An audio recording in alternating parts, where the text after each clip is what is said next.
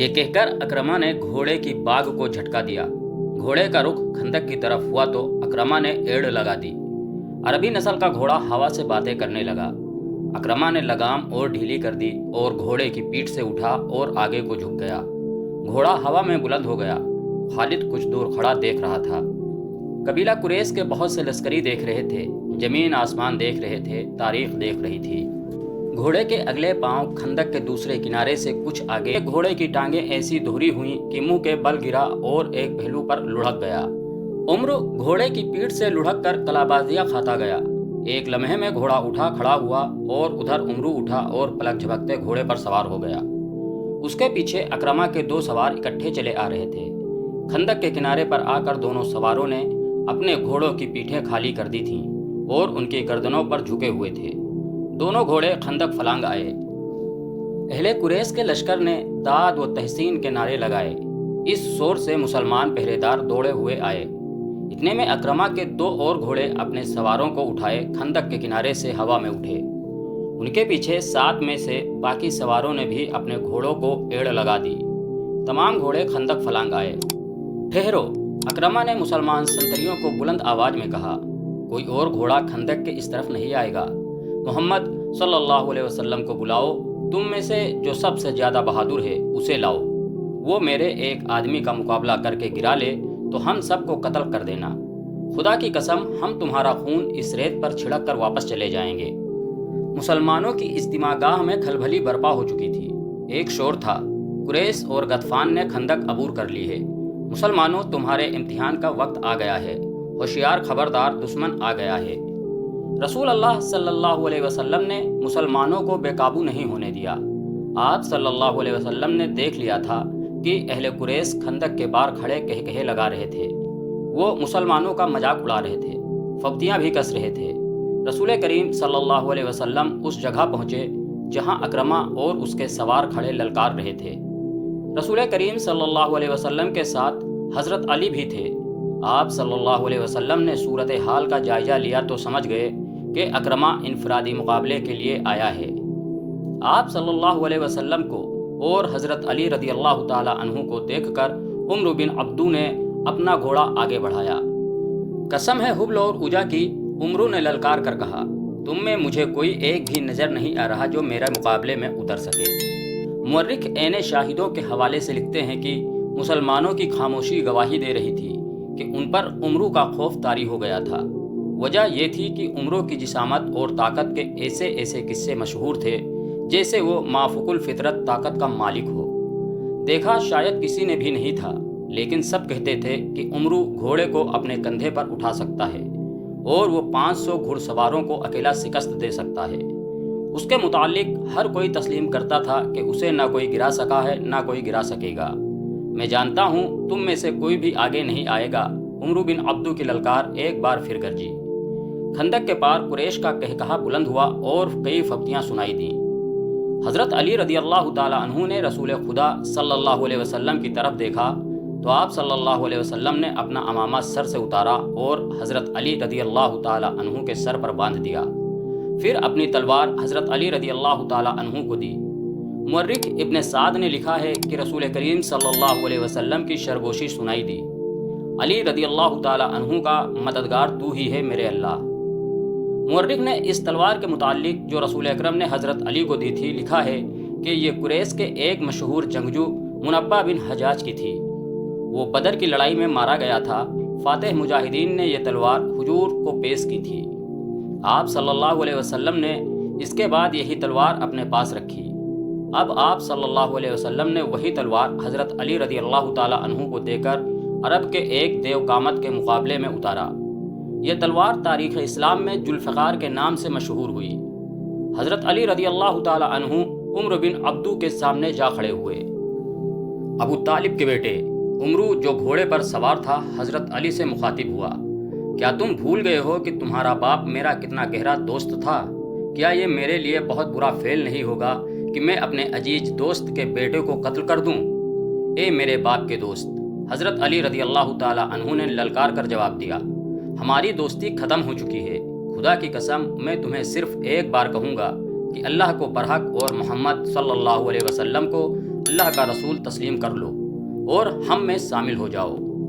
تم نے ایک بار کہہ لیا ہے، عمرو نے کہا، میں دوسری بار یہ بات نہیں سنوں گا۔ میں یہ بھی کہوں گا کہ میں تمہیں قتل نہیں کرنا چاہتا، میں تمہیں قتل کرنا چاہتا ہوں عمرو۔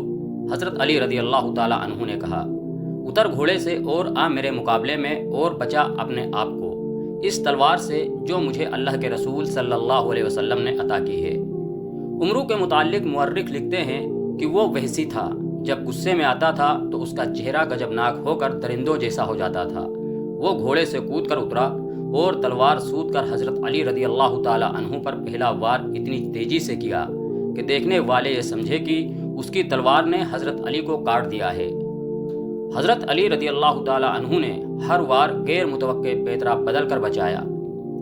عمرو نے یہ تو سوچا ہی نہیں تھا کہ جس جسامت اور طاقت پر اسے اتنا گھمنڈ ہے وہ ہر جگہ کام نہیں آ سکتی۔ تیگ جنی کے معرکے میں جس تیزی اور پھرتی کا مظاہرہ حضرت علی رضی اللہ تعالی عنہ کر رہے تھے وہ عمرو نہیں کر سکتا تھا، کیونکہ اس کا جسم بھاری بھرکم تھا۔ اگر وہ گھوڑے کو اپنے کندھوں پر اٹھا بھی سکتا تھا تو بھی اس میں گھوڑے جیسی رفتار نہیں تھی، اس کی طاقت گھوڑے سے زیادہ بھی ہو سکتی تھی۔ حضرت علی رضی اللہ تعالی عنہ نے اس پر ایک بھی وار نہ کیا، جسے عمرو نے خوف زدگی سمجھا ہوگا۔ وہ وار پہ وار کرتا رہا اور حضرت علی کبھی ادھر کبھی ادھر ہوتے رہے۔ خندق کے پار اہل قریش کا لشکر جو کہے لگا رہا تھا اچانک خاموش ہو گیا، کیونکہ ان کا دیو قامت عمرو وار کرتے کرتے رک گیا تھا اور خاموش کھڑا ہو گیا تھا۔ وہ ہانف رہا تھا، وہ غالباً حیران تھا کہ یہ نوجوان جو قوت میں اس کے جسم کا 20واں حصہ بھی نہیں، اس سے مرعوب کیوں نہیں ہوا؟ دراصل عمرو تھک گیا تھا۔ حضرت علی رضی اللہ تعالی عنہ نے جب اس کی یہ حالت دیکھی کہ وہ اپنی طاقت اتنے سارے وار کرتے کرتے صرف کر چکا ہے اور حیران و پریشان کھڑا ہے، تو حضرت علی رضی اللہ تعالی عنہ نے یہ حیران کن مظاہرہ کیا کہ تلوار پھینک کر بجلی کی سی تیزی سے عمرو پر جھپٹے اور اچھل کر اس کی گردن اپنے ہاتھوں میں دبوچ لی۔ اس کے ساتھ ہی حضرت علی رضی اللہ تعالی عنہ نے عمرو کی ٹانگوں میں اپنی ٹانگیں ایسے پھنسائیں کہ وہ پیٹھ کے بل گرا۔ اس نے اپنی گردن چھڑانے کے لیے بہت زور لگایا، لیکن اس کی گردن حضرت علی رضی اللہ تعالی عنہ کی آہنی گرفت سے آزاد نہ ہو سکی۔ حضرت علی رضی اللہ تعالی عنہ نے اس کی گردن سے ایک ہاتھ ہٹا کر کمر بند سے خنجر نکالا اور اس کی نوک عمرو کی سہرک پر رکھ دی۔ اب بھی میرے اللہ کے رسول صلی اللہ علیہ وسلم پر ایمان لے آ تو میں تیری جان بخشی کر دوں گا، حضرت علی نے کہا۔ عمرو بن عبدو نے جب دیکھا کہ اس کی وہ طاقت جس سے اہل عرب لرزتے تھے بیکار ہو گئی ہے تو اس نے یہ اوچھی حرکت کی کہ حضرت علی رضی اللہ تعالی عنہ کے منہ پر تھونک دیا۔ دیکھنے والے ایک بار پھر حیران رہ گئے، کیونکہ حضرت علی خنجر سے اس کی سہرک کاٹ دینے کے بجائے اٹھ کھڑے ہوئے تھے۔ انہوں نے خنجر کمر بند میں ڈال لیا اور ہاتھوں سے اپنا چہرہ صاف کیا۔ عمرو اب اس طرح اٹھا جیسے اس کے جسم کی طاقت ختم ہو چکی ہو۔ صرف اسے ہی نہیں، ہر کسی کو توقع تھی کہ حضرت علی رضی اللہ تعالی عنہ اسے زندہ نہیں اٹھنے دیں گے، لیکن حضرت علی رضی اللہ تعالی عنہ بڑے آرام سے پیچھے ہٹے۔ عمرو، حضرت علی رضی اللہ تعالی عنہ نے کہا، میں نے اللہ کے نام پر تیرے ساتھ زندگی اور موت کا مقابلہ کیا تھا، لیکن تو نے میرے منہ پر تھونک کر میرے دل میں ذاتی دشمنی پیدا کر دی ہے۔ میں تجھے ذاتی دشمنی کی بنا پر قتل نہیں کروں گا، کہیں ایسا نہ ہو کہ میرے خدا کو میرا یہ انتقام اچھا نہ لگے۔ جا یہاں سے اپنی جان لے کر واپس چلا جا۔ عمرو بن عبدو شکست تسلیم کرنے والا آدمی نہیں تھا۔ مورخ لکھتے ہیں کہ میدان میں یہ اس کی پہلی ہار تھی جسے وہ برداشت نہ کر سکا۔ اس نے اپنی ہار کو جیت میں بدلنے کے لیے یہ اوچھی حرکت کی کہ تلوار نکال کر حضرت علی پر جھپٹ پڑا۔ حضرت علی اس حملے کے لیے تیار نہیں تھے، لیکن ان کی کامیابی کے لیے رسول خدا صلی اللہ علیہ وسلم نے خدا سے مدد مانگی تھی۔ عین وقت پر جب عمرو کی تلوار اور حضرت علی کی گردن میں 2-4 لمحوں کا فاصلہ رہ گیا تھا، حضرت علی نے اپنی ڈھال آگے کر دی۔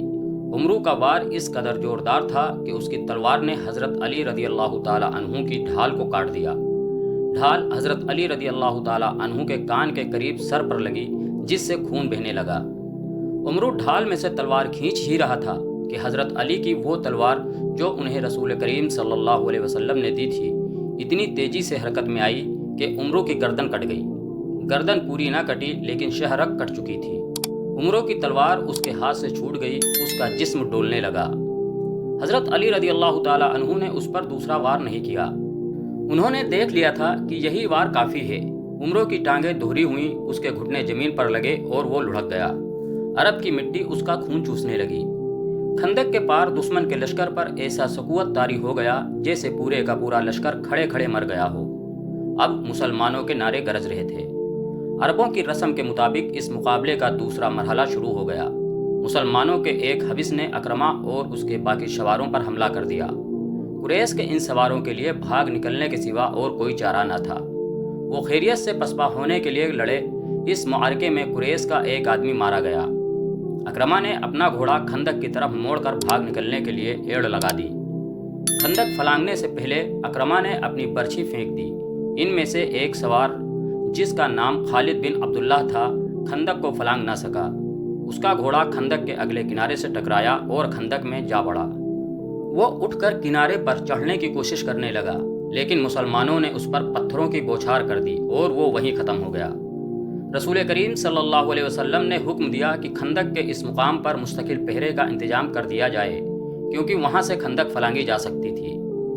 دوسرے دن خالد اپنے گھڑ سوار دستے میں سے چند ایک جانباز سوار منتخب کر کے خندق عبور کرنے کو چل پڑا۔ خالد رک جاؤ، ابو سفیان نے اسے کہا، کیا تم نے کل اکرمہ کے سواروں کا انجام نہیں دیکھا؟ اب مسلمانوں نے وہاں پہرے کا اور زیادہ مضبوط انتظام کر دیا ہوگا۔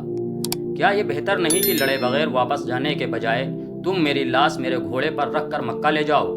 خالد نے کہا، اگر ہم ایک دوسرے کے انجام سے ڈرنے لگے تو وہ دن بہت جلد طلوع ہوگا جب ہم مسلمانوں کے غلام ہوں گے۔ میں تمہیں نہیں روکوں گا میرے دوست، اکرمہ نے خالد سے کہا، لیکن میری ایک بات سن لو، اگر تم میری شکست کا انتقام لینے جا رہے ہو تو رک جاؤ، اگر تمہیں قریش کی عظمت عزیز ہے تو ضرور جاؤ۔ آج مدینہ کی طرف جاتے ہوئے خالد کو وہ لمحے یاد آ رہے تھے۔ اسے نہ اس وقت یہ خیال آیا تھا نہ آج کہ وہ یہ جانتے ہوئے بھی کہ خندق عبور کر کے بھی مارا جائے گا، نہ عبور کر سکا تو بھی مارا جائے گا، کیونکہ خندق کی طرف چل پڑا تھا۔ وہ 16 مارچ 627 عیسوی کے دن کا تیسرا پہر تھا۔ خالد چند ایک منتخب سواروں کے ساتھ خندق کی طرف بڑھا۔ اس نے خندق پھلانگنے کے لیے کچھ فاصلے سے اپنے گھوڑے کو ایڑ لگائی، مگر اس مقام کے پہرے پر جو مسلمان کہیں چھپے بیٹھے تھے انہوں نے تیروں کا معینہ برسا دیا۔ خالد نے لگام کو پوری طاقت سے کھینچا اور اس کا گھوڑا خندق کے عین کنارے پر جا رکا۔ خالد نے گھوڑے کو پیچھے موڑا اور اپنے تیر اندازوں کو بلایا۔ اس نے سوچا تھا کہ اس کے تیر انداز مسلمانوں پر تیر پھینکتے چلے جائیں گے، جس سے مسلمان سر نہیں اٹھا سکیں گے اور وہ خندق پھلانگ لے گا، لیکن مسلمانوں نے تیر اندازی میں اضافہ کر دیا۔ مسلمان تیروں کی بوچھاروں میں تیر چلا رہے تھے۔ خالد کو پسپا ہونا پڑا۔ خالد اس انداز سے اپنے سواروں کو وہاں سے ہٹا کر دوسری طرف چل پڑا جیسے اس نے خندق پر ایک اور حملہ کرنے کا ارادہ ترک کر دیا ہو۔ مورخ، جن میں ابن حسام اور ابن سعد قبیلے ذکر ہیں، لکھتے ہیں کہ یہ خالد کی ایک چال تھی۔ اس نے چلتے چلتے اپنے سوار حبس میں مزید سوار شامل کر لیے۔ اس نے یہ سوچا تھا کہ اسے پسپا ہوتے دیکھ کر مسلمان پہرے دار ادھر ادھر ہو جائیں گے۔ اس نے ادھر دیکھا، وہاں سے کوئی پہرے دار نظر نہ آیا۔ اس نے اپنے دستے کو خندق کے کم چوڑائی والے مقام کی طرف موڑ کر سرپٹ دوڑا دیا۔